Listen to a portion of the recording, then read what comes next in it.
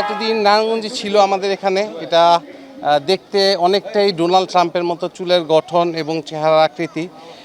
এটা এই ফার্মে প্রায় 8 থেকে 9 মাস এখানে ছিল, এখানে ওনারা এটা লালন পালন করেছে। আজকে এটা কোরবানির উদ্দেশ্যে ওদের অরিজিনাল মালিকের ঠিকানায় চলে যাবে। তো এটা আমরা খুব মিস করব, আমাদের রাবেয়া এগ্রো ফার্মের ফ্যামিলি এবং ফ্রেন্ডসের পক্ষ থেকে আমরা এটাকে খুবই মিস করব এবং এটা he will be always remembered যে আমাদের এখানে এরকম একটা গরু ছিল, মানে মহিষ ছিল। ফিলিং গুড, আলহামদুলিল্লাহ সব কিছুর জন্য। কিন্তু বিদায় এতদিন পালছি, একটু তো স্বাভাবিক খারাপ লাগবেই, ওইটা আছে। প্লাস সন্তুষ্টিটা, আল্লাহর সন্তুষ্টির জন্য কুরবানি হবে, এটাই সবচেয়ে বড় শুকর আল্লাহর কাছে। এবং আপনাদের মিডিয়ার কল্যাণও সব জায়গায় ভাইরাল হয়েছে আমার ফার্ম, এবং এই ডোনাল্ড ট্রাম্পকে আমাদের রাবেয়া এগ্রো পরিবার কখনোই ভুলতে পারবে না, ওর লেগেসি সবসময় থাকবে।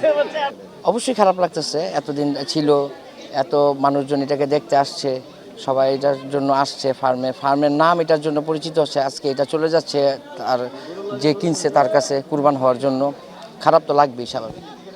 সন্তানকে বিদায় দেওয়ার যেরকম অনুভূতি, সেরকম অনেকটা এরকমই। এবং ওর এই পপুলারিটির কারণে আরও বেশি খারাপ লাগতেছে যে ও চলে যাচ্ছে। ও থাকলে হয়তো আরও মানুষজন আসতো, দেখতো, কিন্তু ওকে তো কুরবানি করতে হবে, এটাই ত্যাগ, এটাই কুরবানির মহিমান্বিত।